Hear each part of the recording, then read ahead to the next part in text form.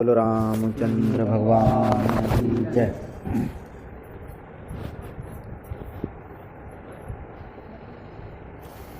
तुलसीदास जी कह रहे थे कि मेरी यह कविता भाषा की कविता है, इसलिए भाषा की कविता की विशेषता यह होती है कि उसमें एक शब्द के कई अर्थ निकल सकते हैं।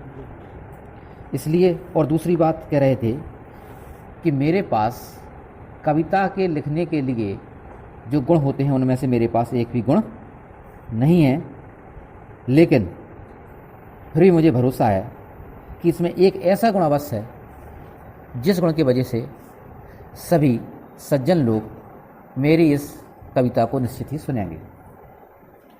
भनति मोर सब गुण रहित विश्व विदित गुण एक, सो विचार सुनहि सुमति जिनके विमलो विवेक। भनति मोर सब गुण रहित, मेरी यह कविता है, इसमें एक भी गुण नहीं है जिसके कारण इसे सुना जाए, लेकिन विश्व विदित गुण एक, लेकिन पूरा संसार जानता है कि इसमें एक गुण अवश्य है। सो विचार सुनहि सुमति जिनके विमल विवेक, जिनकी निर्मल बुद्धि है, जिनके पास निर्मल विवेक है, वे उस एक गुण के कारण मेरी कविता को अवश्य ही सुनेंगे। भाई एक गुण कौन सा है? वह तो सीताजी बताते हुए कहते हैं कि यह महु रघुपत नाम उदारा, अति पावन पुराण श्रुति सारा, मंगल भवन अमंगल हारी, उमा सहित जहि जपत पुरारी। यही महु रघुपत नाम उदारा, इसमें श्री राम का उदार नाम है, इसमें रामचंद्र जी का उदार नाम है जो अति पवित्र है और वेद और पुराणों का जो सार है। इसमें राम का जो नाम है वह वेद और पुराणों का सार है और मंगल को यानी कल्याण को करने वाला है, अमंगल को हरने वाला है, और जिस नाम को शंकर जी पार्वती जी के सहित लगातार जपते रहते हैं वही नाम इस कथा में है। यही महु रघुपत नाम उदारा, इसमें राम जी का एक उदार नाम है। अति पावन जो बहुत पवित्र है, पुराण श्रुति सारा और जो वेद और पुराणों का सार है, मंगल भवन अमंगलहारी, मंगल यानी कल्याण को करने वाला है, अकल्याण को हरने वाला है, और शंकर जी पार्वती जी के सहित उमा सहित जही जपत पुरारी, पुरारी यानी शंकर जी, उमा यानी पार्वती जी के साथ जिसको लगातार जपते रहते हैं। भनत विचित्र सुकवि कृत जो, राम नाम बिन सोहे न सो, विदुवदनी सब भांत सवारी, सोहे न वसन विना वरुनारी। तुलसीदास जी कहते हैं यदि कोई कविता बहुत ही श्रेष्ठ हो, भनति विचित्र उत्कृष्ट हो, सुकवि कृत जोई और सुंदर कवि के द्वारा, किसी बड़े कवि के द्वारा लिखी गई हो, राम नाम बिन सोहे, लेकिन बगैर नाम के, यदि उसमें राम का नाम नहीं है तो फिर वह कविता शोभायमान नहीं होती है। राम नाम बिन सोहे, बिना नाम के वह शोभायमान नहीं होती है। बोले किस प्रकार नहीं होती है? कि जिस प्रकार कोई सुंदर स्त्री विधु बदनी, इतनी सुंदर कि जिनका मुख चंद्रमा के समान हो, सब भांत समारी और हर प्रकार से उसमें सुंदरता के गुण हो और मुख चंद्रमा के समान हो, हर भांत समारी यानी हर प्रकार के उसके पास आभूषण हो, लेकिन सोहे न बसन बिना वर नारी, लेकिन बिना कपड़ों के वह नारी जैसी शोभायमान होती है, वैसे ही उस व्यक्ति की कविता शोभायमान हो सकती है जिस व्यक्ति की कविता में राम का नाम नहीं है। लेकिन तुलसीदास जी कहते हैं कि मेरी कविता में राम का नाम है, इसलिए मेरी कविता को अवश्य ही लोग सुनेंगे। भनित विचित्र, कोई बड़ी विचित्र कविता हो, विशेष श्रेष्ठ कविता हो, सुकवि द्वारा, सुकवि कृत जोई, और कोई श्रेष्ठ कवि द्वारा वह लिखी गई हो, लेकिन राम नाम बिन सोए न सोई, लेकिन यदि उसमें राम का नाम नहीं, लेकिन मेरी में है, तुलसीदास जी कहते हैं मेरी में तो है, लेकिन यदि कोई श्रेष्ठ कवि की कविता में न हो, बहुत बड़ा कवि हो, श्रेष्ठ उसकी कविता हो, लेकिन राम का नाम ना हो, राम नाम बिन सोए न सोई, राम का नाम जिसमें न हो तो विधु बदनी सब भांत समारी, तो वह उसी प्रकार लगती है जिस प्रकार कोई सुंदर स्त्री चंद्रमा के समान मुख वाली, सभी आभूषणों से सुसज्जित हो, लेकिन बिना कपड़ों की वह लगती है, उसी प्रकार बिना कपड़ों की वह लगती है, उसी प्रकार वह कविता भी बिना कपड़ों जैसी लगेगी जिसमें राम का नाम नहीं है। यानी उस कविता में जो सुंदरता लाने वाला है वह राम का नाम ही है।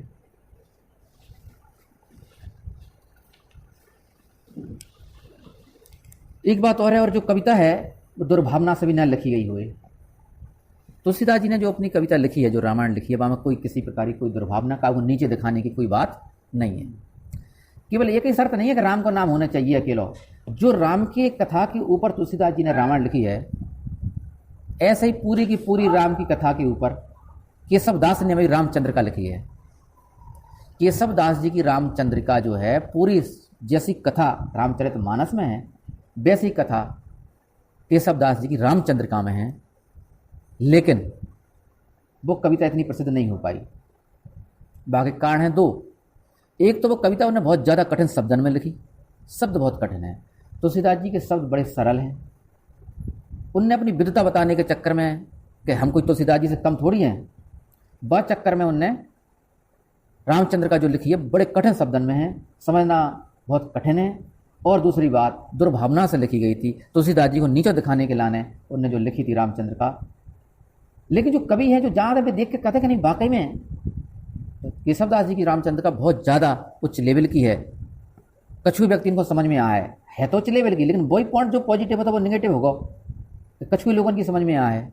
और दूसरी बात, दुर्भावना से लिखी थी, तुलसीदास जी को नीचे दिखावे के लाने, जो सिद्ध करवे के लाने कि हम कोई तुलसीदास जी से कम थोड़ी हैं। वही राम की कथा लिखी है और वही राम को नाम बामे भी है, भावना ठीक नहीं होती, लेकिन इसलिए प्रसिद्ध नहीं हो पाई। और बड़ा ही ग्रंथ है, महाकाव्य वही है, बल्कि रामायण के लाने महाकाव्य मान लगाओ। महाकाव्य रामायण होने के लाने कम से कम 9 सर्ग जरूरी है, रामायण में 7 ही सर्ग हैं।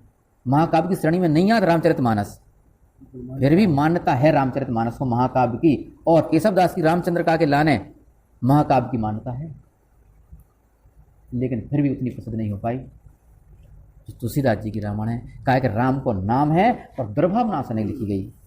दुर्भावना की वजह से वो उनको अधोगति प्राप्त हुई। हाँ बिल्कुल, तो तुलसीदास जी ने बात पूरी करी थी। तुलसीदास जी ने लिखी थी, वरना तो प्रेत बन के बोली भर हती मात्र, वे प्रेत बन के बोलत गए थे। केशवदास जी और तुलसीदास जी लिखत गए थे, तुलसीदास जी ने लिखी है मात्र, फिर वहाँ के बाद में मुक्ति हुई। हाँ, सब गुण रहत को कभी कृत वाणी, राम नाम जस अंकित जानी, सादर कहीं सुनहि विदुताही, मधुकर सरस संत गुणग्राही। और इसके विपरीत कोई कविता निकृष्ट कवि के द्वारा लिखी हो, अब बात हो रही थी श्रेष्ठ कवि ने लिखी हो लेकिन राम का नाम ना हो, तो वह लोक में जनता में प्रसिद्धि नहीं पा सकती है, सम्मान नहीं मिल सकता है। लेकिन अब उल्टी कहते हैं कि सब गुण रहत, किसी प्रकार कोई गुण ना हो, को कवि कृत वाणी, और किसी निकृष्ट कवि ने लिखी हो, कविता भी ऊंची ना हो, किसी निकृष्ट कवि ने भी लिखी हो, राम नाम जस अंकित जानी, लेकिन यदि उसमें राम का नाम अंकित है, राम के नाम का उस कविता में प्रयोग किया गया है, तो सादर कहीं सुनहि विदुताही और मधुकर सरस संत गुणग्राही, तो फिर तो उसे आदर के साथ सभी विद्वान लोग कहते और सुनते हैं। सादर कहीं सुनहि विदुताही, विद्वान लोग जो जानकार हैं, विद्वान है विद्वान जो जानकार हैं, जो जानते हैं, बस राम का नाम होना पर्याप्त है, और उसे आदर के साथ सुनते हैं, आदर के साथ कहते हैं। और जो संत होते हैं वे तो उसे उसी प्रकार ग्रहण करते हैं जिस प्रकार की भौरा फूल के रस को ग्रहण करता है। मधुकर यानी भौरा, सरस यानी तरह, संत गुणग्राही, संत लोग उनके उसके कविता के गुणों का ग्रहण करते हैं, जिस प्रकार की भौरा फूल के रस का पान करता है, ग्रहण करता है, आत्मसात करता है, उसी प्रकार संत लोग भी इस कविता को, किस कविता को, जिसमें राम का नाम हो, उस सभी कविता को वह उसी प्रकार ग्रहण करते हैं, भौरे की तरह आत्मसात कर लेते हैं जो संत होते हैं। यद्यपि कवित रस एक नाही, राम प्रताप प्रगट यही माही, सोई भरोस मोरे मन आवा, कही न सुसंग बड़पनु पावा। यद्यपि कवित रस एक नाही, मुझे मालूम है कि मेरी कविता में एक भी प्रकार का कोई रस नहीं है। जिस रस से कविता अच्छी लगती है, उस अच्छी लगने के लिए, मनपसंद होने के लिए जिन रसों की आवश्यकता होती है, वे मेरी कविता में एक भी रस नहीं है। यद्यपि कवित रस एक नाही, राम प्रताप प्रगट यही माही, लेकिन राम का प्रताप इसमें स्पष्ट रूप से है, राम प्रताप प्रगट यही माही, राम का प्रताप स्पष्ट रूप से है, उस राम के प्रताप का मुझे भरोसा है। सोई भरोस मोरे मन आवा, बस एक ही मुझे भरोसा लग रहा है कि उस राम के प्रताप से कहीं न सुसंग बड़प्पन पावा, मेरी कविता बड़प्पन पाएगी, क्योंकि मुझे यह भरोसा है कि राम का जिसके साथ संग हो, राम के संग से तो अच्छे के संग से सभी अच्छे हो जाते हैं, अच्छे के साथ रहने से सभी अच्छे हो जाते हैं। और मेरी कविता में राम के नाम का संग है, तो उस संग से मेरी कविता निश्चित ही बड़प्पन पाएगी, क्योंकि राम के नाम से सभी बड़प्पन पाते हैं। अच्छी संगति का प्रभाव सब पर अच्छा ही होता है। तो के ही ना सुसंग बड़प्पन पावा, इसलिए राम के नाम से संग से मेरी कविता निश्चित ही बड़प्पन पाएगी। कबीर संगत साधु की जो गंदी का वास, और गंदी जो कुछ दे नहीं तो भी वास सुवास। कबीरदास जी कहते हैं कि यदि साथ करना है तो इत्र बेचने वालों का करो, रहना तो इत्र बेचने वालों के साथ रहो। गंदी जो कुछ दे नहीं तो भी बात सुवास, गंदी है तुम्हें कुछ देता भी नहीं, इत्र तुम्हें देता भी नहीं है, तो लेकिन उसकी सुगंध तुम में अपने आप आने ही लगेगी। संगत का ऐसा प्रभाव होता है। इसलिए तुलसीदास जी कहते हैं कि मेरी कविता में श्री रामचंद्र जी के नाम का प्रताप है, इसलिए उस राम के प्रताप, उस राम के नाम के प्रताप से मेरी कविता अवश्य ही बड़प्पन पाएगी। कहीं न सुसंग बड़प्पन पावा। धूमहि तजई सहज करवाई, अगर प्रसंग सुगंध बसाई। धुआं का स्वभाव होता है कड़वा, लेकिन जब उसी धुएं के साथ अगर यानी धूप, खुशबूदार धूप मिल जाती है, तब वह सुगंधित हो जाता है। वही धुआं, जिस धुएं का स्वाद कड़वा होता है, जो कड़वाहट फैलाता है, जो खांसी फैलाता है, वही धुआं सुगंधित पदार्थों के साथ मिलकर, अगर के साथ मिलकर, यानी कि धूप के साथ मिलकर के खुशबू फैलाने लगता है और अपने कड़वेपन का जो स्वाद है उसे छोड़ देता है संगति के प्रभाव के कारण। इसलिए मेरी कविता भी संगति के स्वभाव के कारण, कि राम का जो नाम है वह इसमें अगर है। और मैं तो ऐसा कवि हूँ कि मेरी कविता तो धुएं के समान है, कड़वी है, लेकिन राम का जो नाम है वह अगर के समान सुगंधित है, इसलिए इसमें सभी सुगंध निश्चित ही आएगी। धूमहु तजई सहज करवाई। धुआं भी अपना स्वभाव कड़वेपन को छोड़ देता है। कब छोड़ देता है? कि अगर प्रसंग, अगर के प्रसंग से, अगर के साथ, यानी कि धूप के संग, धूप का संग पा करके अगर प्रसंग सुगंध बसाई, उसमें ही सुगंध आ जाती है। तो मेरी कविता में भी आ जाएगी। बनति भदेश वस्तु भली वर्णी, राम कथा जग मंगल करनी। क्यों आ जाएगी इसमें खुशबू? क्योंकि इसमें अगर है। और अगर क्या है? तुलसीदास जी कहते हैं राम की जो कथा है, जो राम की कथा कल्याण करने वाली है, वह राम की जो कथा इस बुरी कविता में है। कविता तो बुरी है। भनित भदेश, भनित माने कविता, भदेश माने बुरी, भद्दी। कविता तो मेरी भद्दी है। भनित भदेश वस्तु भली बनी, लेकिन इसमें एक वस्तु का वर्णन बहुत अच्छी तरह से किया। कौन सी वस्तु का वर्णन अच्छी तरह से किया गया है? राम कथा जग मंगल करनी। इसमें जो राम की कथा है, जो संसार का कल्याण करने वाली है, उसका अच्छी तरह से इसमें वर्णन किया गया है। और अच्छी तरह से वर्णन होने के कारण मेरी कविता भदेश होने पर, भद्दी होने पर भी कल्याणकारी ही होगी।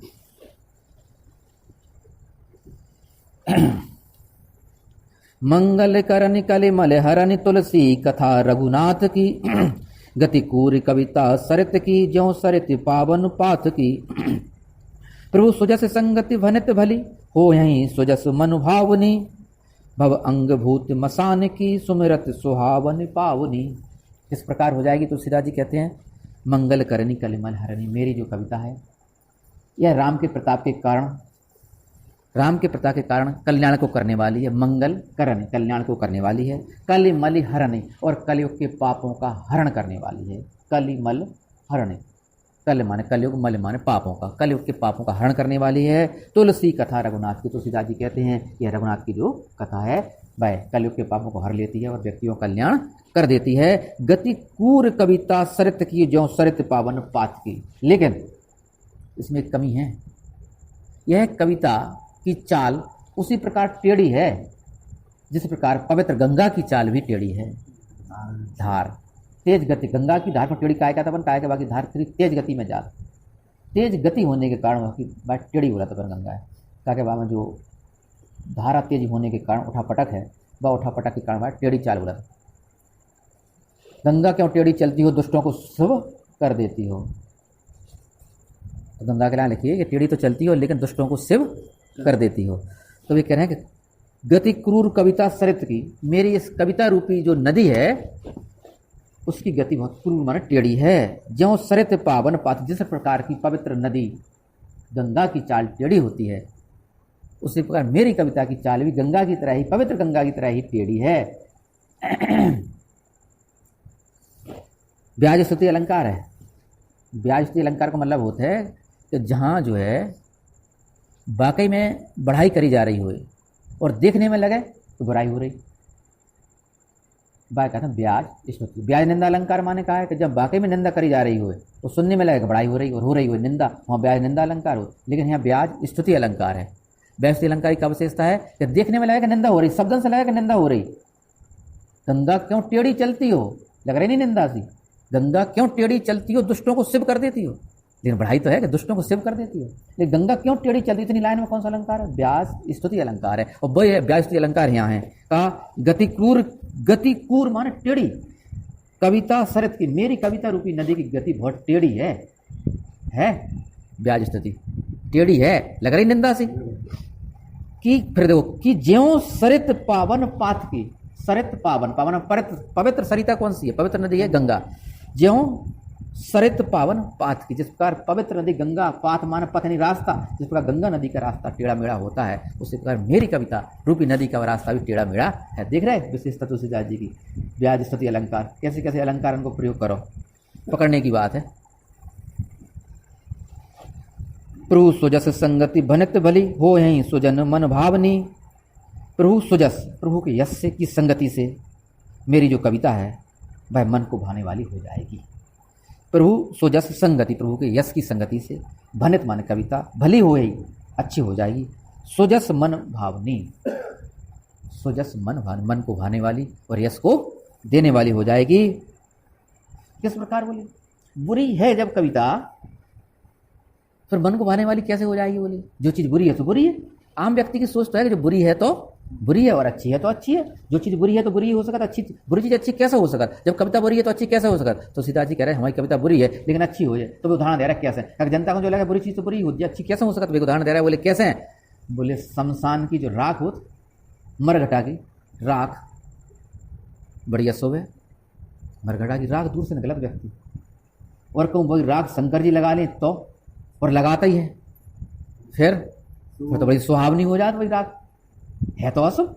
तो वे कह रहे हमारी कविता भला ही अशुभ है, मरघट की राख की तरह है, वो कहूँ शंकर जी को लग जाए फिर क्या पूछने? बोले तो ऐसी शंकर जी माने भगवान की भक्ति जहाँ में समाई है, तो शंकर जी को चढ़ गई नहीं हमारी कविता, तो इसलिए वह सुहावनी मानो। तो क्या करे? भव अंग, भव माने शंकर जी के अंग में लगने पर, सब देखो एक एक, भव अंग भूति मसान की, भूत माने भभूति राख, मसान माने शमशान की, भव अंग भूति मसान की, सुमरत सुहावनी पावनी। फिर तो उसका स्मरण भी करो तो फिर वह पवित्र लगती है। मरघट की राख यदि शंकर जी को लग जाए तो अपवित्र होते हुए भी तो वह सुहावनी हो जाती है और पवित्र हो जाती है। सुमरत सुहावनी पावनी, सुहावनी और पवित्र हो जाती है। तो शंकर जी को लगती जास है, तो हमारी कविता पूरी होते हुए काय नहीं लगे लोग आन पहुंची काय, क्या वो तो भगवान को चढ़ा दी हमने पूरी, फिर का पूछने? बोले प्रिय लगहि अति सभई ममो, भनित रामो जस संग, दारु विचार की करही को, बंदे हो मलय प्रसंग। तुलसीदास जी कहते हैं कि राम के संग के कारण, इसमें जो राम की जो कथा है, राम का जो प्रसंग है, राम के प्रसंग के कारण मेरी जो कविता है वह सबको भली ही लगेगी, सबको अच्छी ही लगेगी। इसमें जो अवगुण हैं वे किसी को दिखाई देंगे ही नहीं। बोले कैसे? बोले ऐसे नहीं दे हैं कि मलय पर्वत पे यदि कोई वृक्ष लगा हो, वो चंदन को होए और चंदन को चाहे न होए, लेकिन वहाँ चंदन की खुशबू तो आ है। कोई बाकी लकड़ियाँ को लकड़ियाँ नहीं क्या है कि जो तो काठ है, काठ नहीं क्या है, वह का क्या है? चंदन क्या है? मलय काय से केवल मलय पर्वत के संग से, केवल वो मलय पर्वत पे उगो जास है। मलय पर्वत पे उगने के कारण बाकी जो लकड़ी है पेड़ की, वह लकड़ी को लकड़ी नहीं कह सकता, भाई काठ नहीं कहे, कूका क्या है? चंदन के है, लकड़ी कह ही नहीं भाई। तो हमारी कविता तो भले ही बुरी है, हमारा तो बड़ा ही बेकार वृक्ष है, लेकिन लगाओ कहाँ है? मलय पर्वत पे। तो मलय पर्वत तो चंदन नहीं उगत, तो फिर भाई को लकड़ी काय के है? वहाँ में काठ देखे ही नहीं, वहाँ में तो राम की कथा दिखाई दे। अब देखो अर्थ, प्रिय लग हई अति सभई मम, सबके लिए मेरी कविता प्रिय लगेगी। अति लग है अति सभई मम, भनित माने कविता राम जस संग, क्योंकि इसमें राम के यश का संग है। बोले कैसे? दारू विचार की करई कोई, बंदे हूँ मलय प्रसंग। दारू माने लकड़ी, काठ। दारू विचार की करे कोई भी लकड़ी का विचार करता नहीं है। किसमें नहीं करता? मलय प्रसंग, मलय के प्रसंग के कारण यदि कोई वृक्ष मलय पर्वत पर लगा हो तो वह भी बंदनीय हो जाता है, बंदनीय हो जाता है चंदन की तरह। इसलिए मेरी कविता भी मलय पर्वत पर लगी। मलय पर्वत को मतलब राम की कथा, राम की कथा रूपी पर्वत पर लगी है। राम का मलय पर्वत यानी राम की कथा है, इसमें समाई है तो मलय पर्वत वृक्ष लगा है। इसलिए कोई भी व्यक्ति इसमें लकड़ी की तरह से नहीं देगा। इसकी जो डालियां हैं वे डालियां को कोई लकड़ी नहीं कहेगा, इसमें जो लकड़ी काठ समाया हुआ है उसे कोई काठ नहीं कहेगा। क्या कहेगा? है तो चंदन है, चंदन की तरह से मानेगा। इसलिए वह कहते हैं कि राम के नाम के प्रभाव के कारण ही मेरी कथा इतनी प्रसिद्ध होगी कि जिसे सभी लोग चंदन की तरह पूजेंगे। बोलो रामचंद्र भगवान की जय। बोलो हनुमान जी महाराज।